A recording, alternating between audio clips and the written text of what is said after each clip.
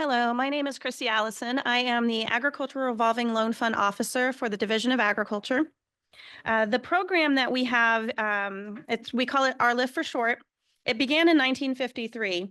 It's basically a bucket of money that the state put in 1953, and it goes out to farmers in loans and very low interest rates. The only reason there's an interest rate in the first place is because we need something to be able to process the loans.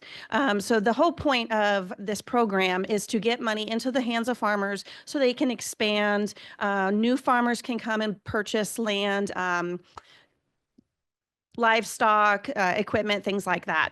So for the Agricultural Revolving Loan Fund, also known as RLIF, there's a couple of different things that you have to do to qualify. One, you have to be an Alaskan native, as in not necessarily born here, sorry. You have to be a resident, and you have to be a resident with a driver's license, and that's it. There's no time limit. You don't have to be here for a year or anything like that.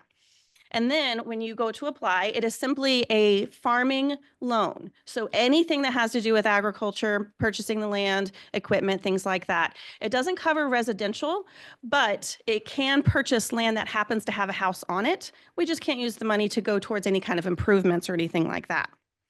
We have 6 different types of loans. Farm development loan is the all-encompassing, covers everything from purchasing property, construct non-residential improvements, things like that. And right now that caps out at $3 million and 3.5% interest rate. Then we also have the chattel loan, which is for purchasing equipment and livestock. That is a 3% loan. And then short-term, those are those annual operating loans, which include fertilizer, startup costs, things like that. That's a 4% loan. It's for 1 year. And then the irrigation, just like it sounds, it's to install any kind of irrigation equipment you need. And that is at 3.5%. Product processing, all of the packaging, things like that that you need to do to get your product out into the stores. Again, 3.5%. And then clearing loans. Whenever you need to start a farm, sometimes there's a whole bunch of trees or things like that in the way, so you get a clearing loan. That is at 3.5% as well. So our interest rates literally go from 3% to 4%, and that's it. And we have currently about 74 loans.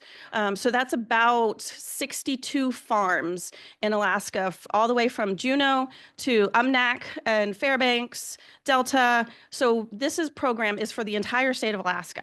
So if you're interested in growing a farm, or somebody who is trying to grow a farm, please give us a call.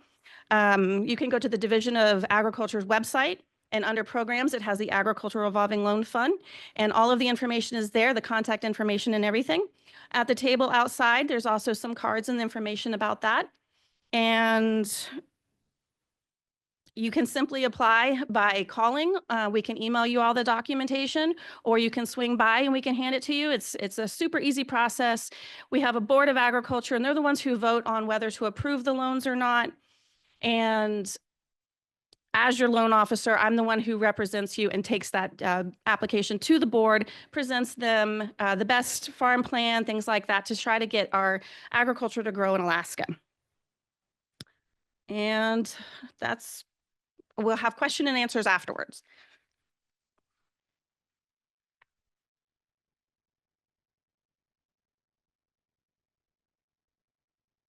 Okay. Hello, everyone. My name is Amanda Swanson. I directly oversee the grant marketing and export programs at the Division of Agriculture. I've been with the division for 13 years. I started off in the RLIF loan program as a loan officer, and then I moved to grant marketing in 2019.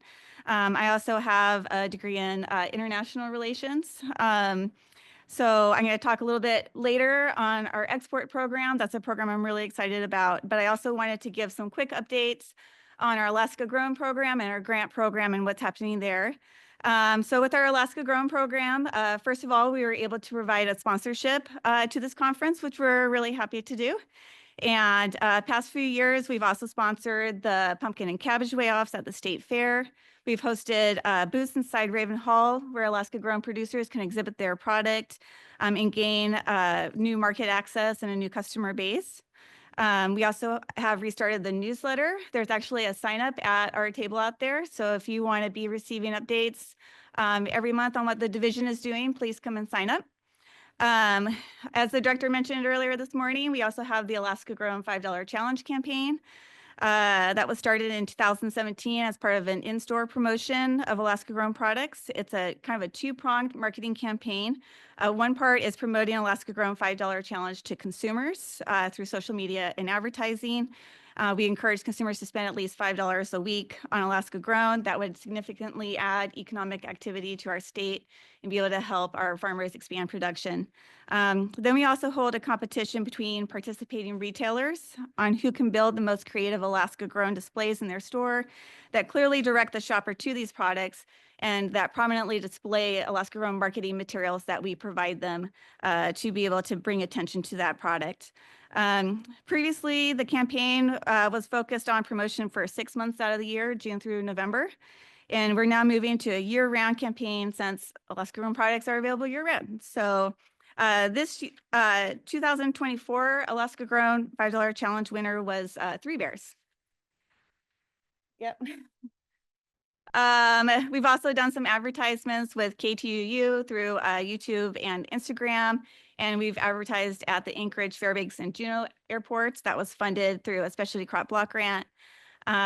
This year, we've kind of redesigned the Alaska Grown logo that we were using for the restaurant recognition program to kind of re-engage restaurants that use Alaska Grown products in their dishes. And we're also working on a new online Alaska Grown application. We're moving away from a PDF document, coming into the 21st century with an online application.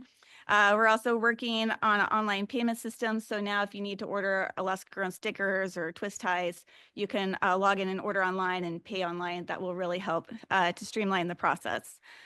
Regarding our grant programs, all of our division grants are no longer paused. For those, yeah, woo, yeah.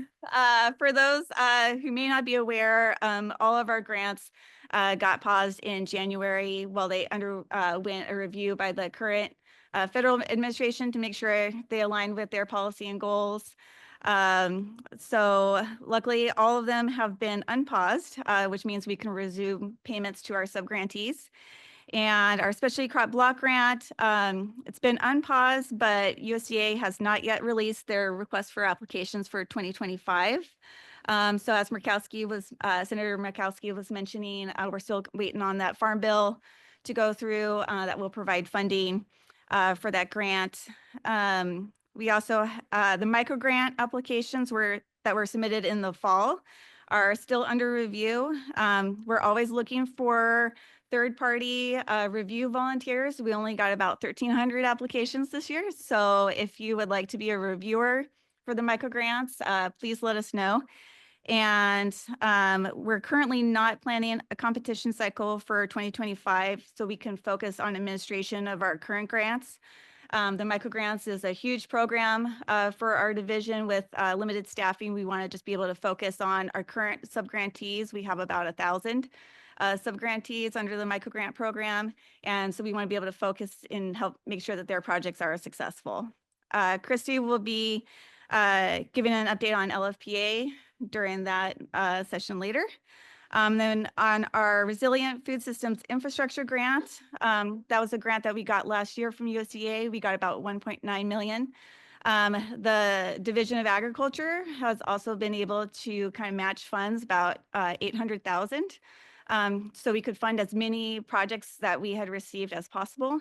And so we've just submitted our third round of revisions to USDA. So we are this close to be able to get those approved and be able to get those funded. We have about 22 projects to help build infrastructure in our state. That includes cold storage and commercial kitchens and food processing. So I think that'll have a significant impact. So what I'm here today to talk to you about is kind of a lesser known program that we have at the Division of Agriculture, and that is our export program. And you're probably wondering why I'm here to talk about exports when this is a conference to talk about Alaska food systems. Well, export can be a great way to expand your customer base, increase production, grow your bottom line, and to become more competitive in the domestic market. It helps to build resilience in your business by diversifying your market. Like with your retirement, you wouldn't invest everything into one stock. Also, just to kind of share a personal story. My dad, when he was growing up, he always knew he wanted to be a pilot.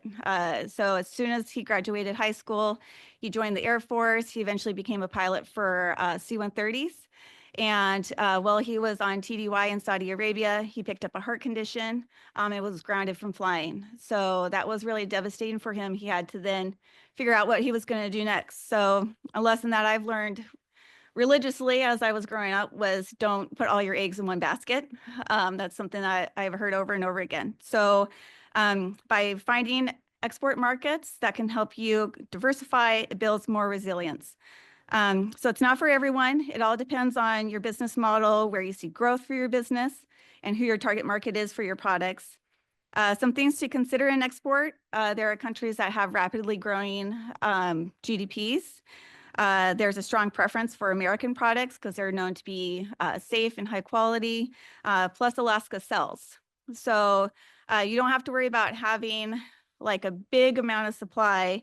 You can look for niche markets in your for your product for consumers that are willing to pay a higher premium for a high quality product from Alaska.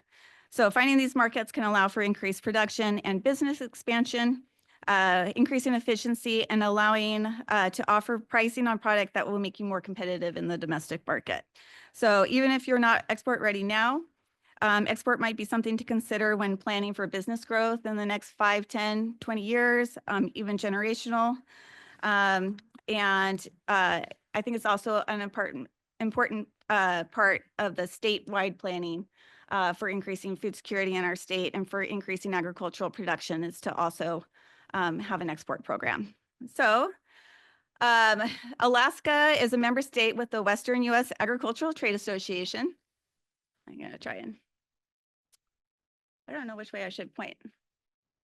Can you do the next slide?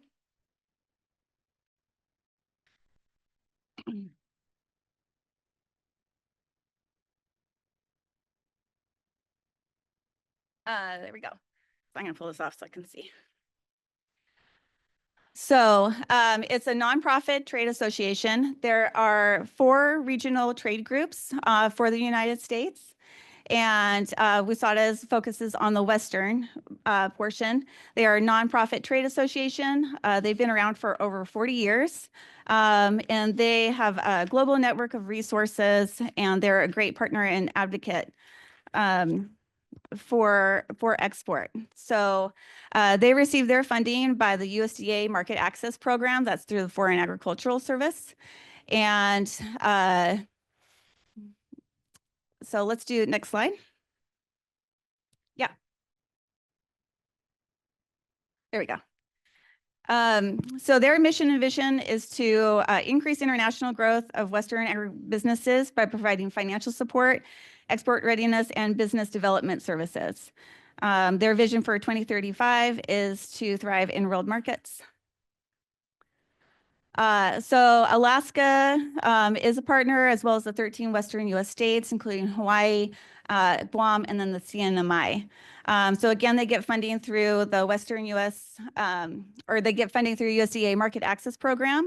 In 2025, they got about $8.2 million. So by Alaska being able to participate with the WUSATA program, that's a way that we can help capture some of those funds and bring funds to our state to help Alaska agribusinesses. Again, cooperatives can also apply. So the MAP program, I'm just going to call it MAP for short, they also fund the Alaska Seafood Marketing Institute on a lot of their activities that they do. So last 2025, Alaska Seafood Marketing Institute got about $4.5 million.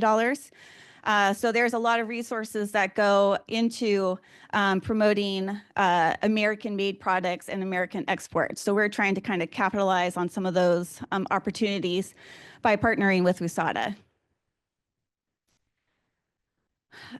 So to qualify for WUSATA, you have to be headquartered in the Western U.S. region. You have to be a small to medium size agribusiness. Products are at least 50% U.S. grown and have been operating in your business for at least 1 year. So you don't have to be a large business to participate in WUSATA. According to the International Trade Administration, U.S. small and medium-sized companies, which are 500 employees or less, but I think most of WUSATA's portfolio, it's much even smaller than that. They have actually 10 staff members or less, account for 98% of the 280,000 businesses that export from the U.S. So you don't have to be a huge major company. So there's three major programs that are available through WUSATA. There's the Export Readiness, which helps to gain access to market intelligence, consumer insights through webinars and monthly reports. There's the Global Connect program. That's where we actually conduct the international trade activities, which I'll talk more about in a moment. That helps you to discover new export markets, connect with international buyers, and increase distribution through targeted activities. And then they also have their Fund Match program. And that's where you can access up to $300,000 annually in financial reimbursement for eligible international activities. So they have their Export Readiness and Global Connect. That's to help you make sense of global markets. So even if you're not export ready yet, but you're kind of interested in export, you can sign up with WUSATA, and then you can start getting export readiness training. A lot of times it's free or very small fee. To be able, and they kind of do an export 101 that talks about some of the things that you need to have, like HS codes, and talk about logistics. And we also have in-country experts. WUSATA contracts with regional markets all around the world, including Korea, Southeast Asia, Japan, China, Latin America, and Africa, which we'll have our contractor here talk more about later. You can also get market intelligence reports and tailored market data for your product. So it's access to a lot of information, and a lot of that you can access, basically for free. And then the fun part of the job is the inbound and outbound trade missions. That is where an inbound trade mission is where we will partner with another state, and we will bring a delegation of buyers, importers, wholesalers, and distributors from a country market to the state, and they meet one-on-one with our companies. It's kind of like speed dating, where they'll go around and meet with all the companies, get to sample product. You get to talk with them directly about logistics. These are all pre-vetted buyers.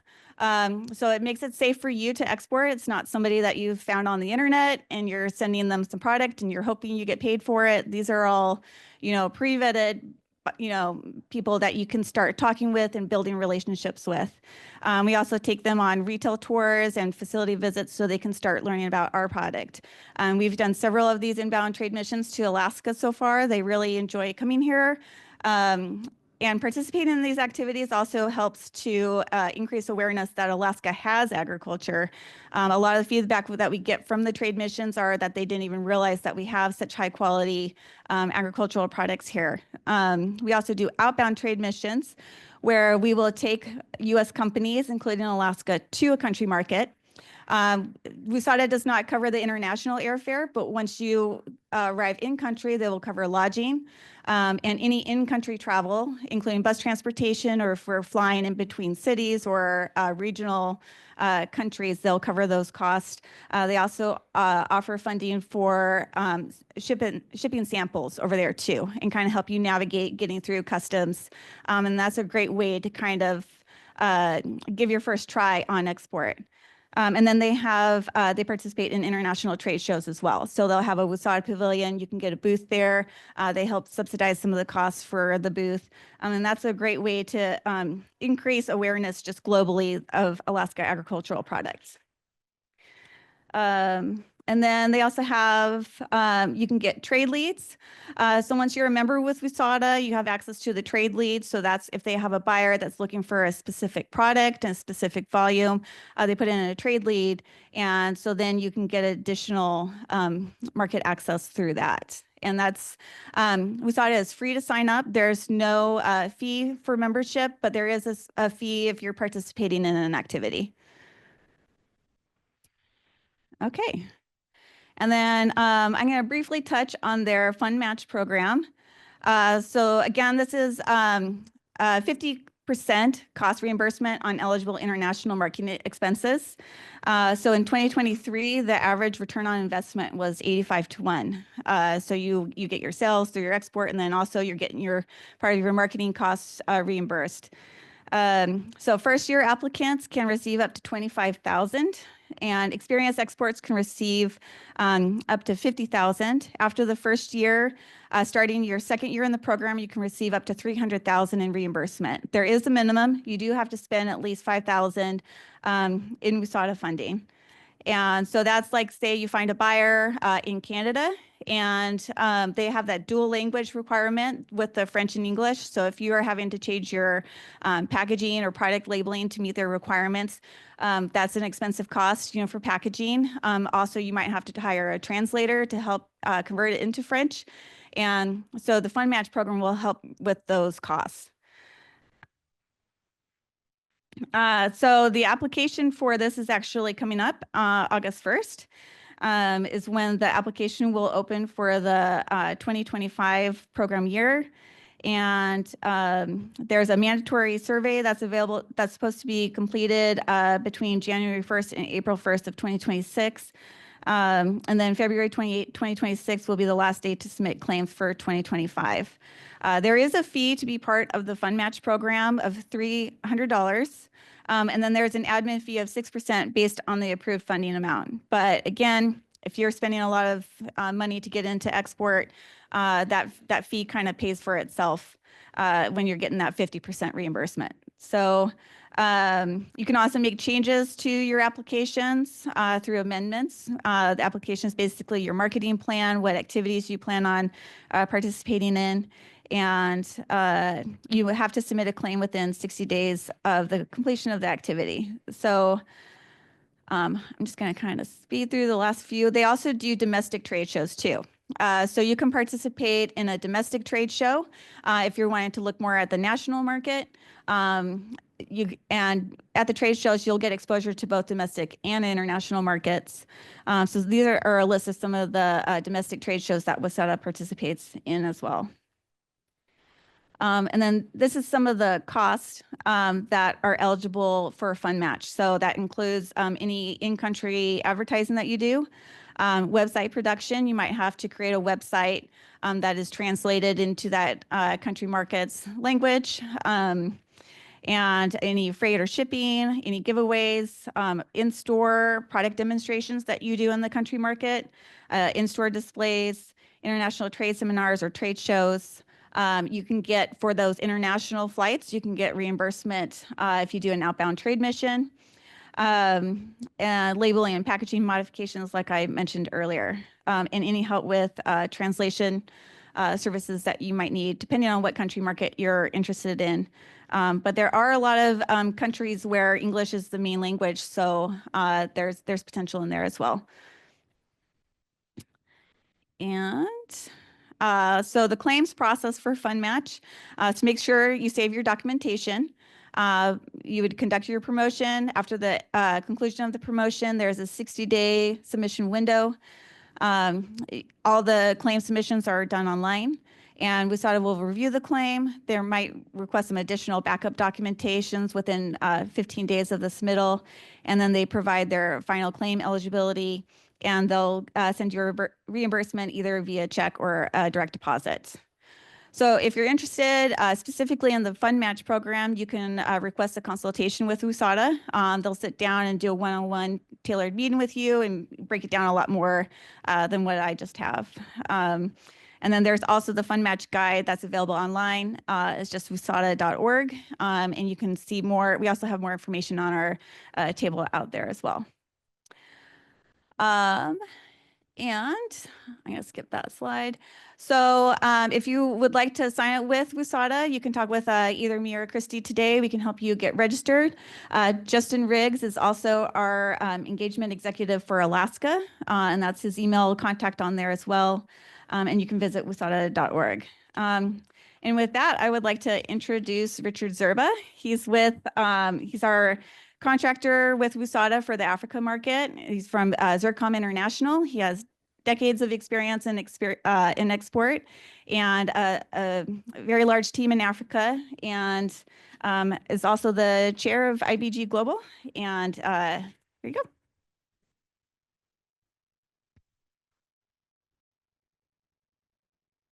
Thanks so much. I really appreciate that.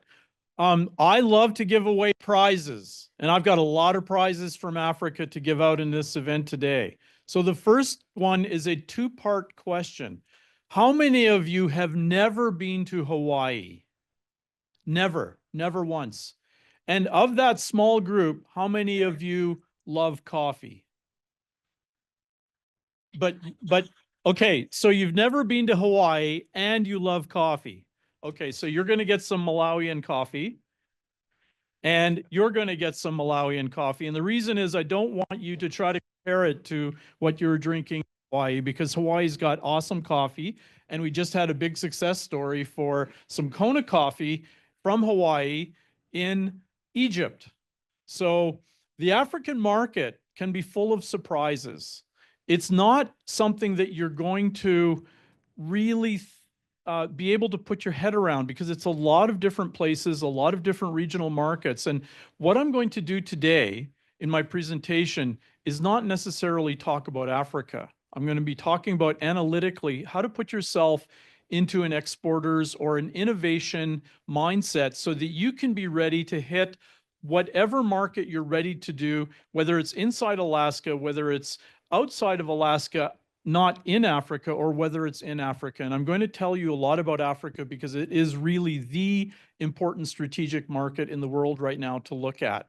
But I'm going to go ahead and I suppose we'll use this and see if this thing works. Okay. We'll try again. Okay, there we go. All right.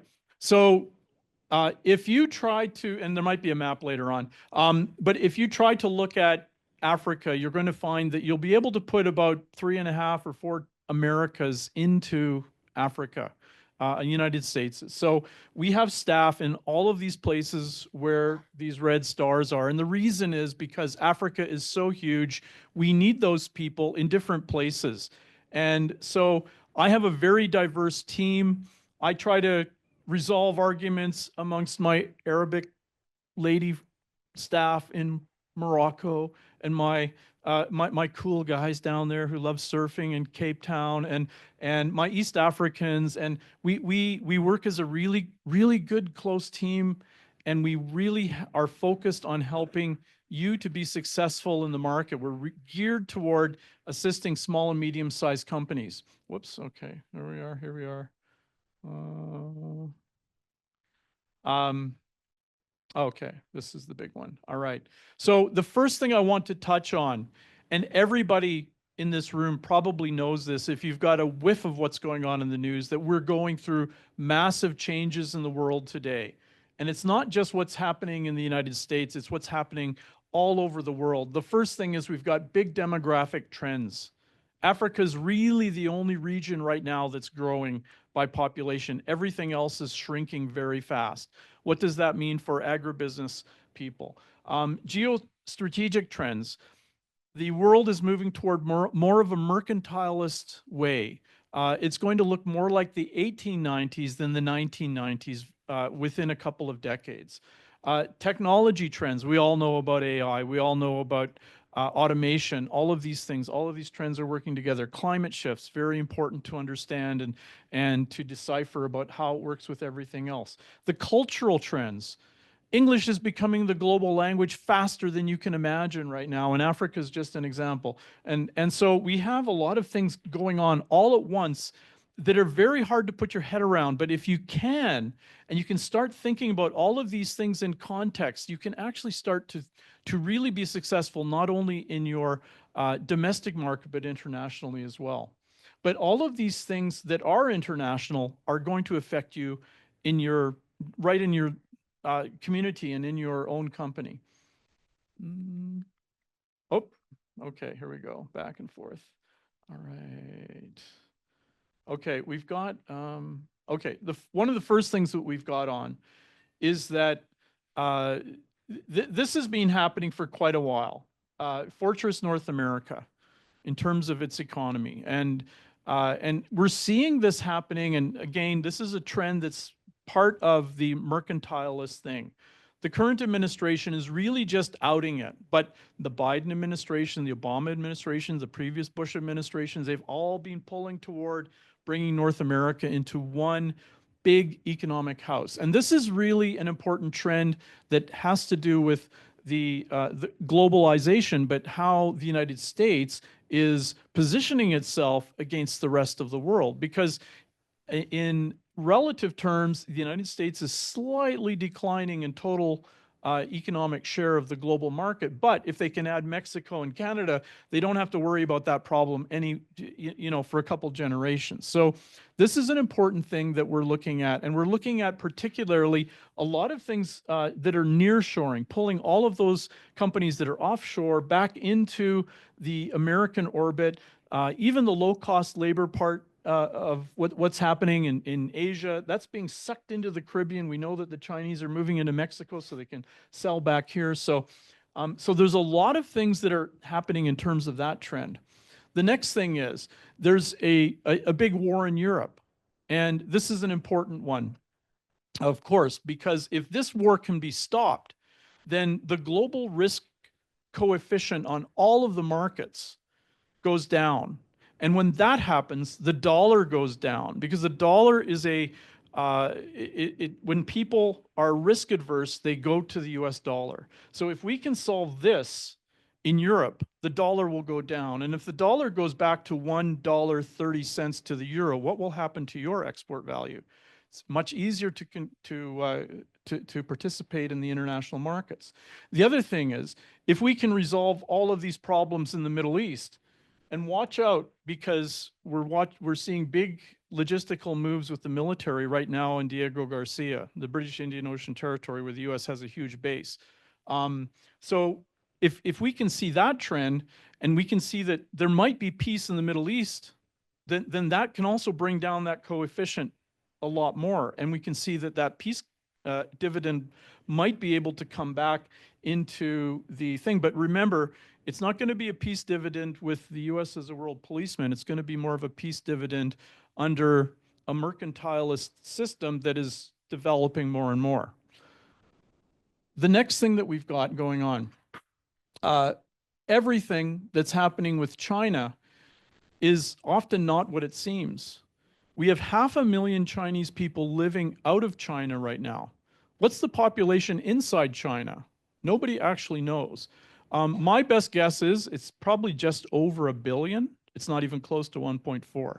So how does that go into everything that's motivating everything with the China trade, the United States with its strategic adversary overseas? And there were some comments about China in the previous presentations with the political heads.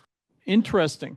This is something that is happening, and it's important, but China perceives itself as a declining power. It's not a rising power, it's a declining power. How can that, how's that affecting everything? Again, the BRICS, everybody's all worried, oh, the BRICS are going to create their own currency. They can't even tie their own shoelaces. India and China are at each other's throats. United Arab Emirates and Saudi are practically at war in the Sudan together. You have the Saudi Arabians and the Iranians. They're practically at war as well. And Brazil and South Africa, those guys are dead in the water. They can't negotiate. They can't negotiate a soccer game. So you know, if you're, how many of you are soccer fans? Okay, a couple of you. What happens when the Brazilian trips on the field? He pretends he needs an ambulance, okay? It's the same with the South Africans. You cannot get those guys to negotiate something unless you've given them the whole house. So there's nothing going on with BRICS. It's not a coalition. It's not an alliance. It's just a talk house of people that want to get together and shout at each other and pretend to be important. But like frankly, I can't see how it's going to work. It's like I don't know, whatever. Okay, America. What's going on in America? But this is also what's going on in the world. The world is polarizing, and I think it's partly because of the online way that we're all coalescing into different little social sets of people. And so we see that politically it's being noted, and the different political parties everywhere in the world are pulling each other apart. And it's because culturally, some of us are very different. Some of us are not so tolerant of others, and we're not as tolerant of people that don't have the same values. And this is pulling everybody apart, but not just the United States. It's everywhere in the world. What's happening with this? This is just one picture of what's happened up to 2017 in the. We see that people with similar value, everybody basically had similar values, but it's diverted, and it's a very interesting situation. The other thing is that the US dollar has been relatively low for quite a while. If we can see this happening, the markets are starting to say that there is a peace dividend coming. The markets don't often move this quickly, that fast.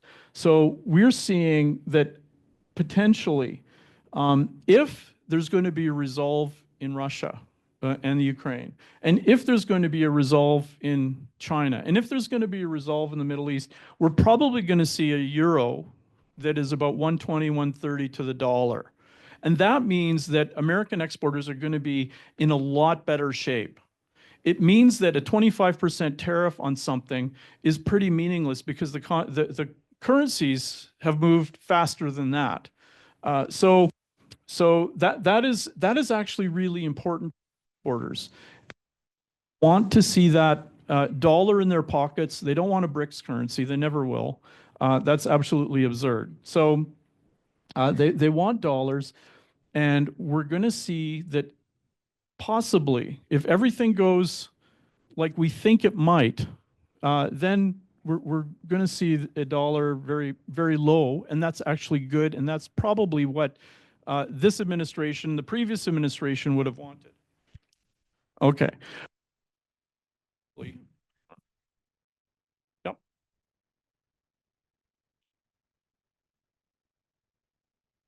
Hold until the green light.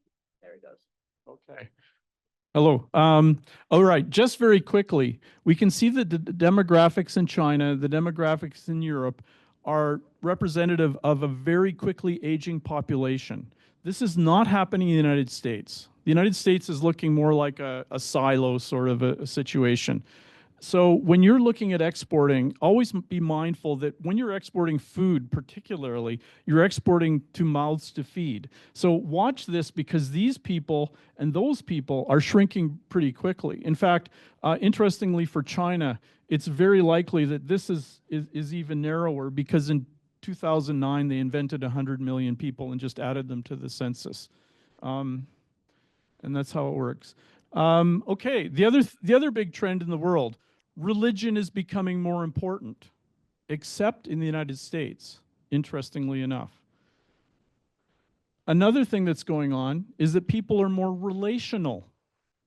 People are becoming more relational around the world and less transactional. So Americans are generally a very transactional people. They just want to meet, sell, buy, and go. Okay? Other places, you've got to make the trip. You've got to travel. Anybody here from Nome? Oh, there's a whole table of them. What am I going to do?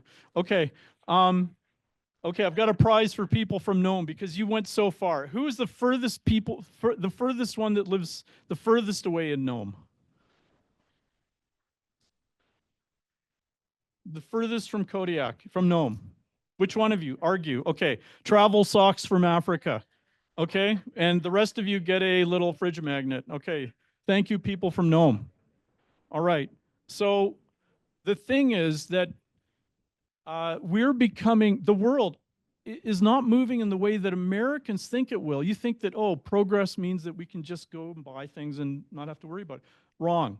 The world is becoming more like the emerging market cultures. And that means that you've got to get to know your buyers. You've got to get to know the people that you're selling from a lot more than you would have 20 years ago, interestingly enough. Climate shifts. I don't know. Is what happened this last year with a warmer winter part of a big shift? Don't ask me. I'm not the scientist. But it's something interesting that we're all watching. Okay, and again, digital progressions. This is happening so fast. I'm trying to manage a business with people in 35 countries, and I've got to keep on top of stuff, and things are happening so fast that there's a new program that manages something better than the old program about every 3 weeks now. So you're sinking your time into something, and you find something that is a hey wow every month or so. Like the world is moving so fast, and it's incredible. But keep in mind that this is something that is a big trend. And the other thing is artificial intelligence. What are we going to do when in the emerging markets, when they have shiploads of robots that go in and fix up towns? I don't know. There's going to be stuff that's happening. I have staff that speak English as a third language, and they're writing professional papers in English now. How is this world changed since I was in kindergarten, which was too long ago? But anyway, all right. So the world, with all of these disruptions, it's all going on at the same time. But what it's opening up to is a world that is going to be having more black swans, because as we have all of these disruptions, we're going to have more surprises, because these disruptions are bumping into each other, and it's going to create a lot more things that we never could have thought possible in terms of events. And so if you want to look at a very interesting book, there's one by a gentleman named Taylor. Look at the Black Swan, because that's something that we're going to have.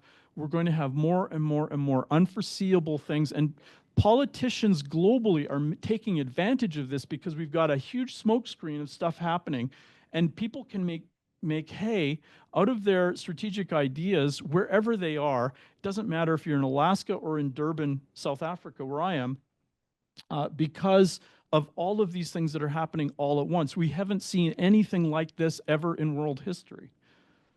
So this is a map that's interactive, and sorry I sent a PDF, but basically it shows that the population of Africa is going to be growing to 43% of the world's population by the end of this century. So almost half of the world is going to be in Africa, all trends considered right now, by the end of the century. And so I just want to give you a sizing of where the United States sits. Sorry, there's no Alaska in here, but let's assume it's the size of Spain, something like that, okay? But Africa is huge, and there's a lot of opportunity there. But when you look at all of the different trends that are happening, and you're looking at a location that is 1.5 billion people, and you're seeing that it is very young people are going to be taking advantage of those trends. We're seeing a lot of the per capita growth happening. We're seeing very fast economies growing. The average age in Africa is 19. What's the average age in Germany right now? Anybody want to guess? It's 46. Okay, but I'll take 55, and I'll give you a Wolof cloth from Gambia. Okay, so there you go. Thank you for trying to guess. You got at least within a decade, sort of thing. All right. So those who are brave but close will make it.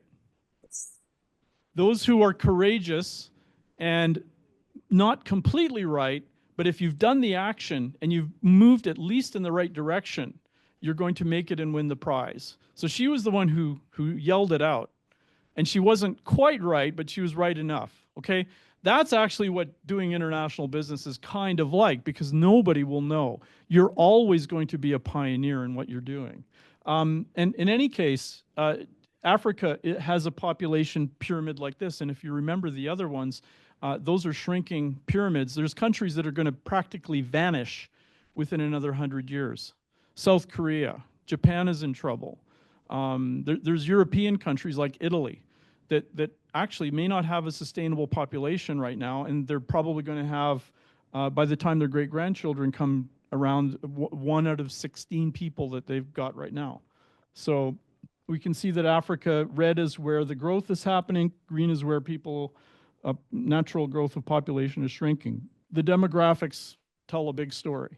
The other thing is that we're looking across good, solid growth right across Africa.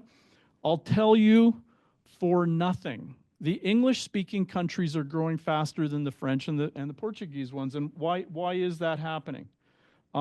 It's because those people are a couple years ahead of the economic thought that's going into the other places. So the young people are really keyed up on learning English. And so if we look at the different regions, we can see that Southern Africa is about to have a political change, so they've had some stagnation. But in East and West Africa, particularly English-speaking countries, Kenya, Tanzania, Rwanda, Ghana, and other countries, they're doing very well. So we've got good solid growth.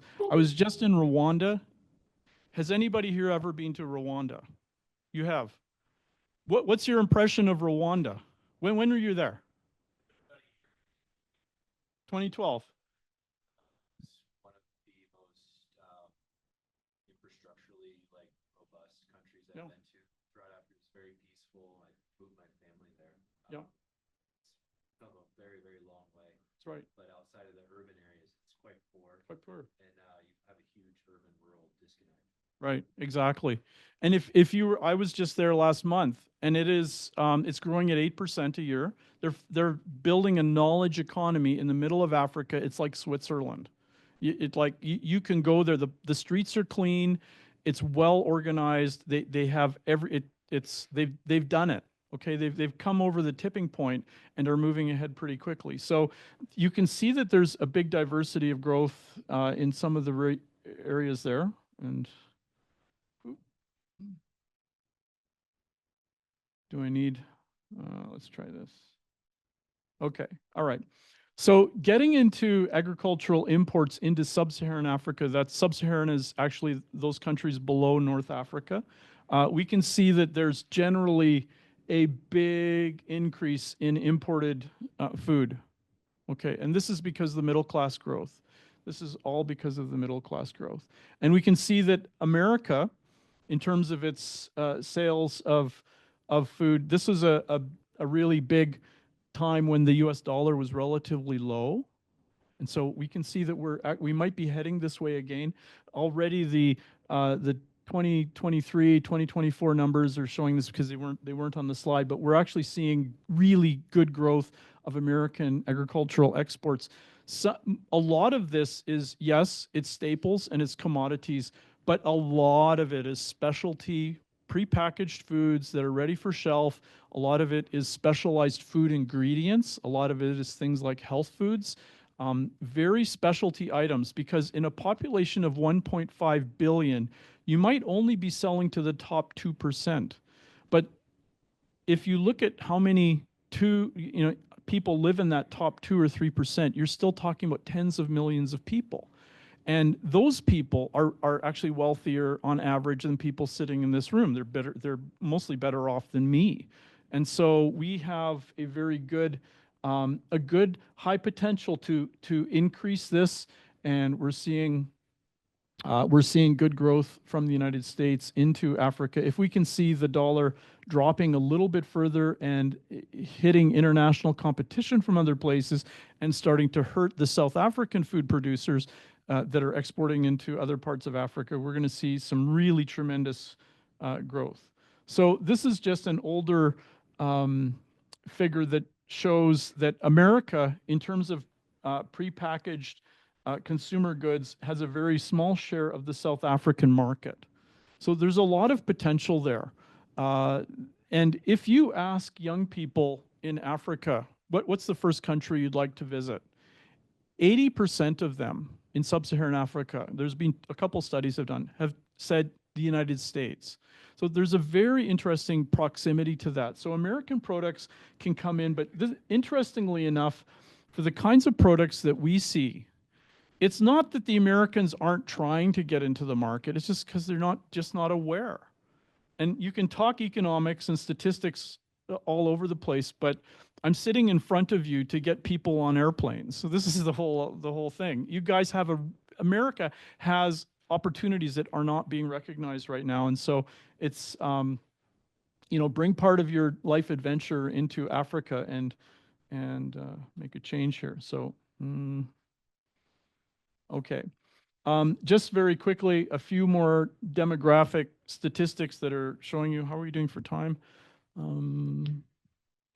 Oh, we're doing well. Okay. So we can see that Africa is really outgrowing China, US, Middle East, the Middle East and East Asia very quickly. By another 10 years, there will be 2.5 billion people in Africa. Okay. All right. And we can also see that although the population in Africa, the growth rate will decline, it's not going to decline below replacement value until another few decades. And so we're looking at the other emerging markets. They're already demographically declining relatively quickly. Interestingly enough, by the end of this century, Africa will be producing more of the world's labor than the rest of the world combined. Okay? And if we look at where the cross point is of all of these different population groups, we're seeing that Africa is going to continue to grow until the end of the century, and India and China have already started declining, and China's probably already below this number. The Indian figures are probably pretty good, the Chinese aren't. Big populations are meaningless unless people have more money. And the idea is that in Africa, we're seeing a very good increase in per capita earnings. And that's really important because the middle class is the thing that really drives the economies. And we can see that in the major world regions, sub-Saharan Africa has it's one of the biggest regions of growing middle class in the world right now. So we're looking at big changes that are happening. And interestingly enough, if the climate change people have anything to shout about, Africa's going to get a lot more rain. And if you look at, there were some interesting things, even in National Geographic magazine, I saw it, the greening of the Sahara. The agricultural land is shifting up this way. And there's two reasons, because of the extra carbon dioxide in the air and more rain. And so interestingly enough, but this area of Africa in this band has 60% of the world's available arable land. And so as we see, we've got a big population of people there, but we've also got a lot of companies that are starting food processing and exporting of their own. And so we have very, very important exporting regions from this area and this area now. A lot of horticulture, interestingly enough, here as well. And these are areas that are importing and exporting. Okay. We also have to look at the anglicization of the world. Everybody here speaks English. That makes you've already got a competitive advantage. If you were born into an English-speaking family, or if you went to an English-speaking school from a young age, that puts you at a big competitive advantage for the rest of the world. So if we correlate where the density is in Africa, and we correlate where English is the official language, look at how fast, how well they match.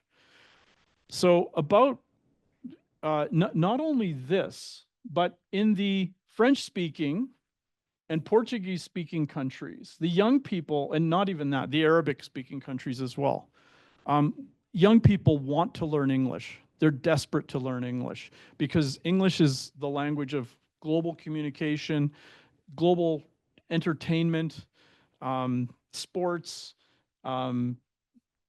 almost every education, almost everything you can imagine. They want to be at the edge of what's happening. They don't want to be behind. And so English is the language that the young people are pressing toward. And how many of you know what the Commonwealth of Nations is? You're a government person. Yes, sir? That's right. So you win another prize from Gambia, another ex-British colony, independent 1964.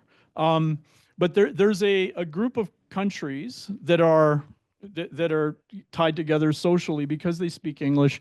The Arab ones up here haven't joined, but the 56 countries that speak English pretty much as their first language. There's 80 countries in the world that have English as a national language. The United States has just joined last 2 weeks ago. Okay, English is the official language in the United States now. Okay, and the Commonwealth of Nations. This is French-speaking countries that have joined this institution because the young people are demanding it, not those old fogies that complain about, well, age of colonialism. They can still remember when independence happened. It's young people that want to do business, and they're looking toward institutions that are business nexus creators. And so they say, okay, we want to speak English. So people in Togo and Gabon, it's driven by people who are 30 and under in their voting bloc. So interestingly enough, the President of the United States indicated that he was interested in the United States becoming an associate member of the Commonwealth of Nations. Okay, so I saw some comments in some of the YouTubes. It was like, we've sorted that out in 1776. But anyway, so we'll see where everything moves with all of this. But it's interesting because English is becoming more predominant. And in Africa, we've got about 600 million people that can speak it fluently. So, and a lot of other people that are trying to learn. AI is going to change that too. It's going to really push that boundary a bit. Okay, Africa. The African market is moving away from having regional economic blocks, of which there are many. And if we look at the Southern Africa Development Community, of which the Southern Africa Customs Union is a member, the Southern Africa Customs Union is the oldest customs union in the world, formed in 1910. So there's a lot of experience working with these regional groups to one single common market. So as you're an exporter and you watch the African markets, if you're able to get into one country, you're going to be able to more easily get into other countries, just as you can with the European Union. Now, keep in mind that this was only opened as an official channel in May of 2021, and the protocols are only being organized right now. But this is becoming it is already by geography, by geographic size, the largest common market in the world, by numbers of countries, the largest common market in the world, by population, the largest common market in the world. And it's one that you're going to hear more and more about as we look at how different countries are forming economic alliances. So the United States is interested in the development of this because they won't have to discuss and argue and negotiate with 55 different little countries. They'll be able to negotiate maybe with one, but there's always going to be a lot of nonsense one way or another with the countries inside. And so it's going to take decades, just like it took the Europeans a long time to organize. Now, one of the biggest things that we've seen is the cultural shift in Africa.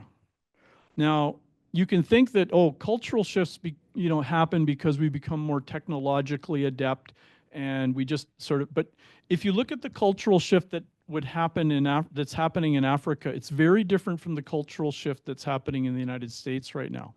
But what is happening in Africa, particularly in those under 30 or maybe under 35 particularly, is that they are very focused on becoming middle class.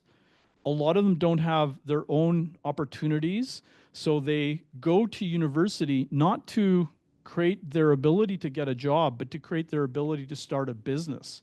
4 out of 5 young people in Africa do that. They don't go in thinking that, oh, I'm going to better myself so I can get a job. They think, I've got to create a business, because that's the only way to do it.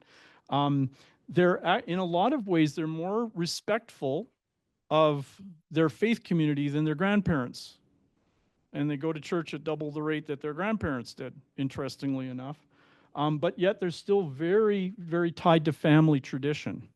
So a lot of things that we're seeing in Africa, it's really interesting to watch the trends that are happening. also very resourceful, forward thinking. They have a big focus on getting educated. So what does all of that mean? They're hyper focused on hustling, on starting their own business, getting educated, and going global right away, which is really interesting. You have 300 million young African middle-class people who can speak English, are globally tied with information, and are able to reach out to you in Alaska on an email and talk to you in a language that they can speak fluently. And this is changing Africa very quickly. And they're extraordinarily entrepreneurial. So if China had this back in 1980, when Deng Xiaoping changed the laws to allow business to happen in China, China would have surpassed the United States in economic activity a long time ago. But Africa has these things, their ability to communicate, tied to global information, and their education-focused entrepreneurial culture amongst the young people. So when you come into Africa, you might be dealing with people that are 60 years old, and they're still dealing with that relational, I know a cousin who has the ear of the finance minister kind of thought. But the young people are focused on merit. I can do the job. I've got the ability. I've got the staff, and we can help you out. And so they think in a way a lot more like Americans, which is interesting. So you can come in, and there's going to be a big cultural dichotomy between the different companies that you're going to meet, and you're going to find this all over Africa.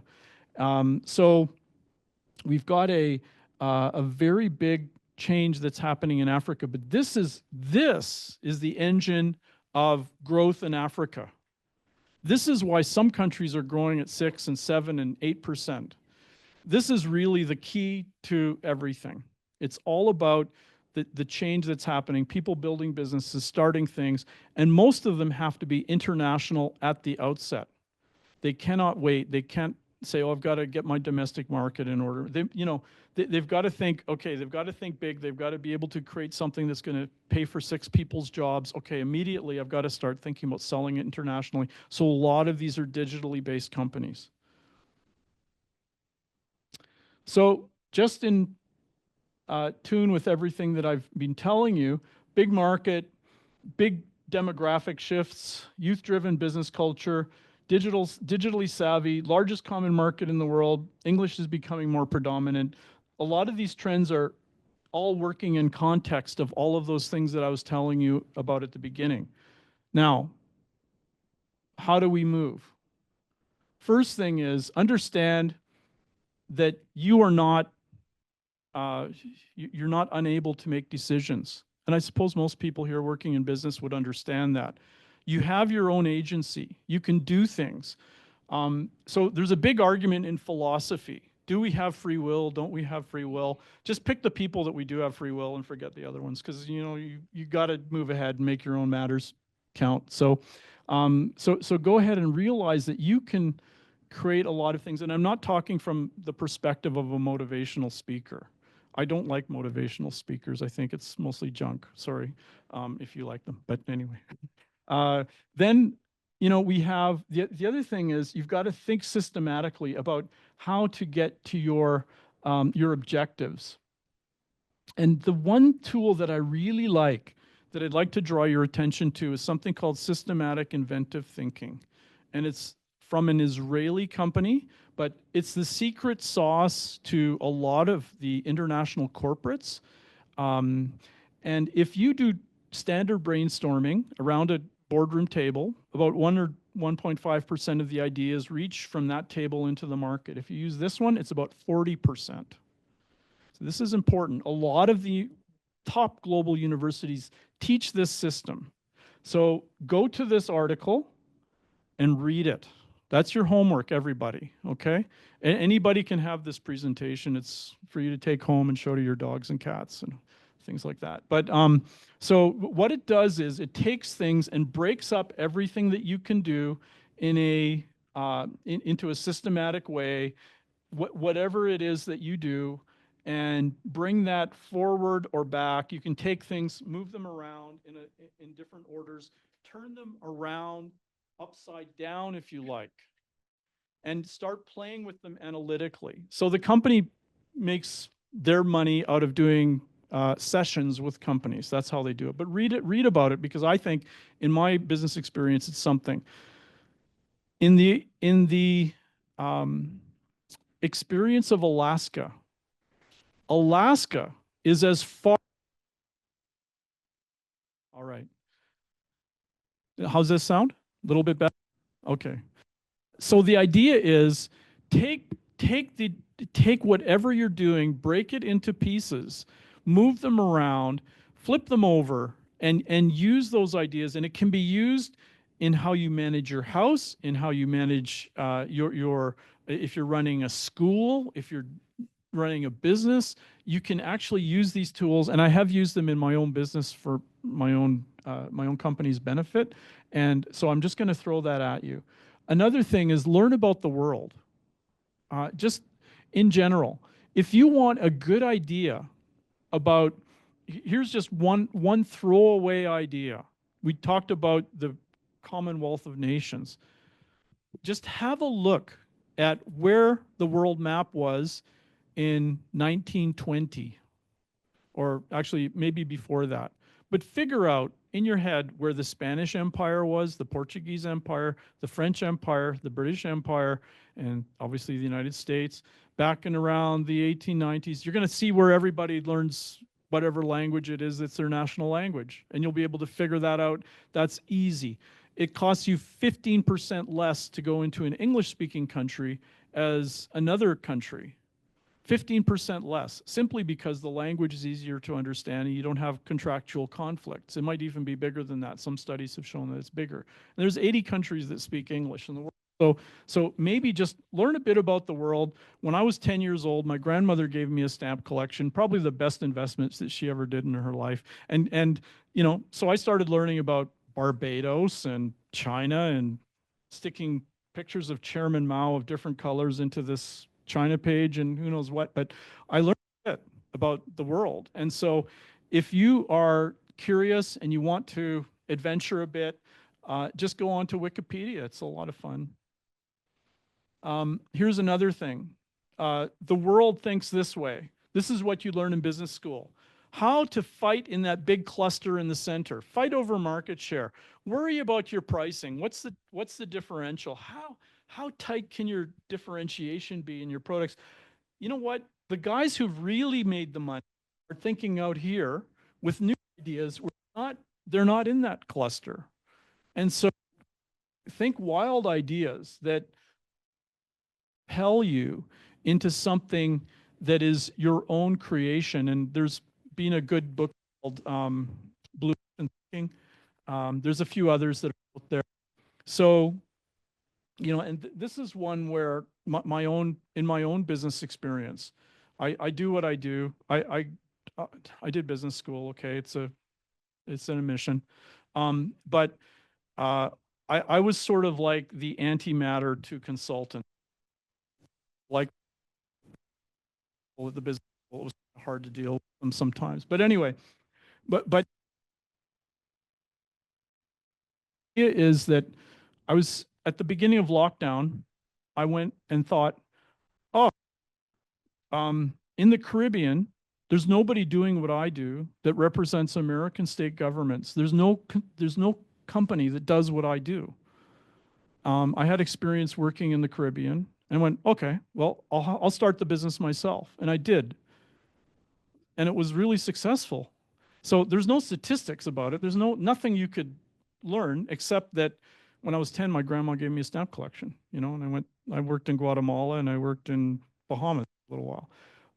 And that has, now I've got people in 9 countries there. So if you think outside of a box, you know, you actually don't, there's ideas out here anyway, outside of the box, but think inside your own box and think about where you're individually able and capable, and start propelling yourself out of there. And don't worry about these guys.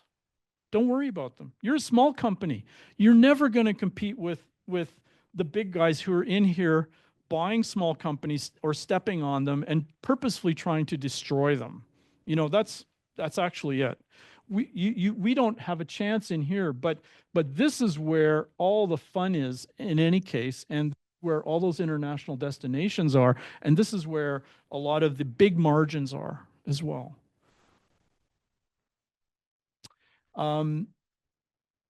Remember, if your gut senses, human ingenuity is built on our ability to assume information, and sometimes you cognitively are not able to put it together on a piece of paper. But if you sense something really strongly, it's probably your brain telling you, I better move on that. And so in business, don't be afraid of sometimes. Don't be afraid of that. Play with that idea and then move quickly. And don't get overly absorbed in books. They're just going to, I don't know. You know what I mean? Just get involved in your own self-motivation, because you've probably got it inside of you. And I don't want to tell you nonsense, but really, in international business, it's those people that move with that audacity that come with success and make those guesses that in Germany, yeah, the number's 46, but 55 is close enough. And she was the only one who did it. And so the 55 won the prize. And that's actually how it works. And she sort of out in maybe one corner there, but she took the chance. So she wasn't a cluster thinker. Very good. And again, use AI and digital technologies, but be purposeful and careful how you do it, because it can really mess you up as well. So time for some questions. I think that if you have any questions, we've worked with 4,500 companies coming into Africa and the Caribbean. And I'm also the chair of a global network of companies that help companies go everywhere around the world. And all of those companies that are in that group represent state governments. I'm not particularly wanting to talk about Africa. What I want to talk about is how we can help you and how we can get you to maybe think about where you want to go with your business. So we've got a few moments for questions. And I know with, in terms of WUSATA and how WUSATA works, that's something that I'll leave to our Division of Agriculture friends. But there's a lot of potential right now, because the world is so disruptive. The best time for small and medium-sized companies that want to create action is in an age of disruption. 2/3 of the companies that succeed do it during a period when everybody else is flat on their back and they've just taken advantage of success. There's so many examples of it.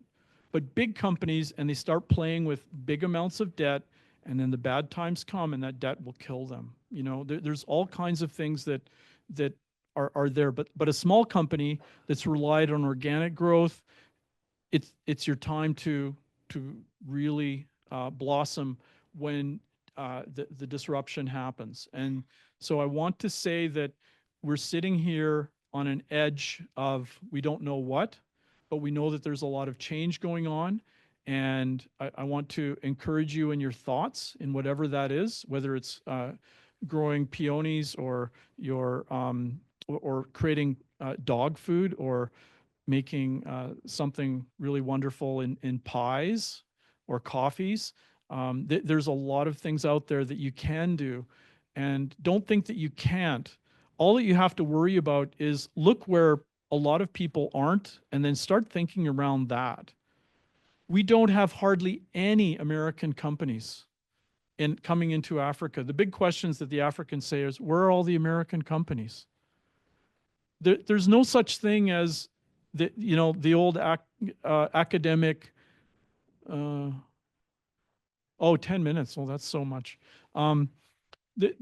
There's no such thing as the American capitalist class is going to come in and beat up everybody in these emerging markets. There's no reality to that. I hate to tell you if that's what you learned in university. I had to go to the London School of Economics and fight everybody, but you know what? The fact is there aren't any there's hardly any American companies coming in to Africa right now. And the Europeans are eating everything. The Chinese are eating everything. The Indians are eating everything. So, I'm here to tell you that there's an opportunity there, and maybe we can fit it in with some specialized things. And so here we are. I'm going to end with that and open it up for questions.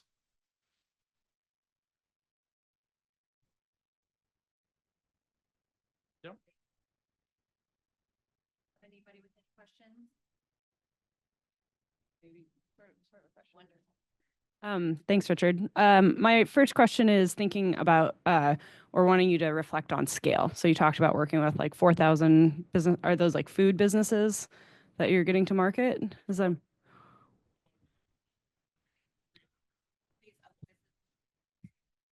About 10% of those are food companies, but we have worked with food companies from the very beginning. We've been working with the state regional groups for about just over 2 years now. And that's sort of the discussion. But previous to that, we've been working with American food companies since inception. okay? So the reason I ask about scale is thinking, and so that's the scale of who you're working with food companies. But I'm curious to know, like, what is the scale of product, like the quantity of product that these companies that you're working with that you're exporting or getting into these markets? Because I think a lot of Alaskan producers are relatively small scale, and that's been something that's a challenge for us as we develop. It's that like need for like processing, storage, and I think that would help give people a sense of like trajectory. I think that wherever you go in the world, think about getting to that 20-foot container size of shipment. It doesn't matter if it's Africa or not, because that makes your whole delivery more concise, more manageable, more able to be creative in terms of how you get it to market, your own sense of timing, because you don't have to worry about consolidating it in another city somewhere. So you have more control. Your friends in your freight forwarding company have more control. Think about that. Your control is beyond money, because that is making a good relationship with your end client. That's really important. Most of the companies that we work with, I'd say they average about 20 people. Yeah. Yeah, depending on how high you can stack it up. Yeah. There you go. Very interesting presentation. Thank you.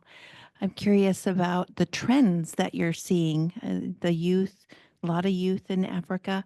What are some of the top trends that are kind of bubbling to the top in regards to product or services?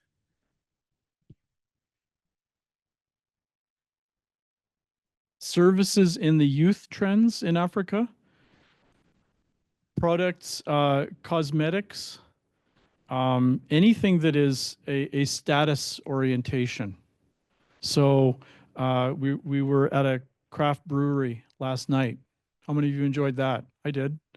The specialized liqueurs and crafts are exploding right across Africa, everywhere, interestingly enough, where alcohol is allowed. And so if you have a status orientation to your product, then that really helps. Differentiation can also help. Having something that says Alaska is going to be big, because Alaska is one of the top 5 states that people will recognize the name about. We work with almost every state in the union, and Alaska is one of the top that have a good name. We've represented New York for 26 years. That's got a good name. I don't know why sometimes, but California, we don't work with, but that's got a good name. Florida, we work with them, but they have a good name. People know where they are. But if you said Idaho, sorry, I grew up in Montana. We just did a great trade mission with 8 companies from Montana last week. Nobody knows where it is. But once they start investigating, they go, oh, wow, that's really good. And so, but Alaska, you can say Alaska, and we've got the same American TV shows from HBO that get over to our TV, and you have the Kodiak fishermen out there on the high seas swearing at each other and whatever. And so people know where Alaska is in South Africa. They'll know where it is, and other parts of Africa as well. So Alaska is a selling place, and you can sell those mountains and the water and the air in terms of the consciousness. People want to sense, they want that sense of freedom. They love that sense of individuality, and that's part of a marketing angle for the Alaska brand. And so when you have a differentiation, you can ask for a different price point. And that's really important, particularly for the high-end market. Hopefully we'll be able to meet with some Alaska distillery companies again, or talk to them. And, if you're able to sell an Alaska liquor into South Africa, you can sell that. We're part of my wife is accompanying me, and she's not a hunter. And the lady that we were talking to says, yeah, we were just in South Africa, and we were going hunting. My wife was like, and I was like, yeah, okay. But you see that South Africans are cool with that, and you might not be able to go to California and try to sell that, but the South Africans and everybody else in Africa, they're like, hunting, that sounds really good idea.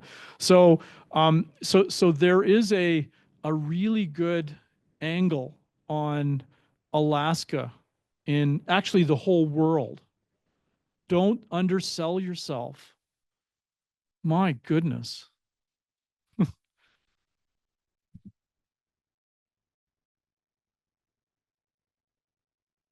As far as trends go, how were you able to quantify and conclude that markets are becoming more relational as opposed to transactional?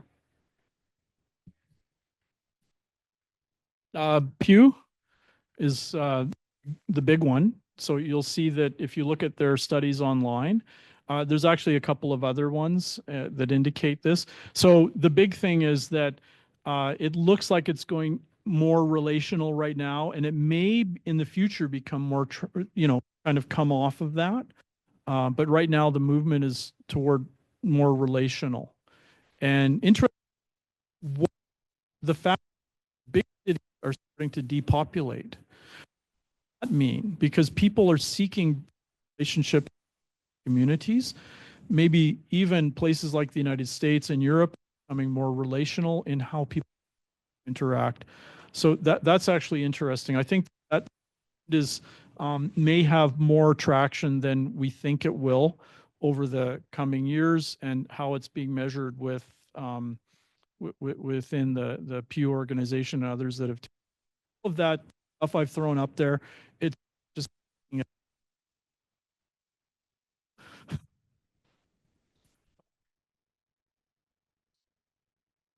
Just really quickly, if you are interested in talking to Richard here, not about Africa, maybe you are thinking about Africa, globally anyway, one of the things we need to do, if it's gonna be a one-on-one consultation with your business, with your company, it's free to sign up with WUSATA.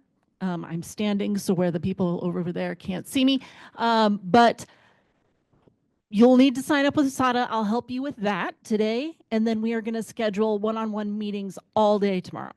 So you'll have time to meet with him directly and give him like what your business plan is, what you're looking for, and he can help you with that. So feel free to stop on by and we'll help you with that. Okay. And 1 minute. And on top of that, if you have any questions, what we can also do is I'll relay them back to our staff, and then they can help you with a written response that's documented about maybe some of the questions you'll have about the African market particularly. So this is something that it's not just meeting with me. We want to put our minds behind it and give you some really good, solid information about the market that we're participating in. And keep in mind with WUSATA, I'm not the only game in town. These ladies have an entree to the whole world practically. And the idea is that there are counterparts of mine all around the world that really want to help you to better your companies, to build your communities and create more jobs. One of the key things about export, I totally understand food security, but if you're selling something for double the amount that you could in your local community, why not? And again, that helps diversify your risk and bring out maybe a better ability to pull more capital into your community for your own investment back into your own business or other things. So always business is about highest and best use. And we're trying to leverage that idea, not to come in and take the barley that you're feeding into your local cereals. We're not trying to take that away. We're trying to augment that and turn that into something better. So that everything can be in a moderated way built up and created into something bigger than what you thought it might be in the first place if you had only your domestic market to worry about. So I'm excited to talk to you guys tomorrow and looking forward to that. And thanks for that. And looking forward to it. Thank you.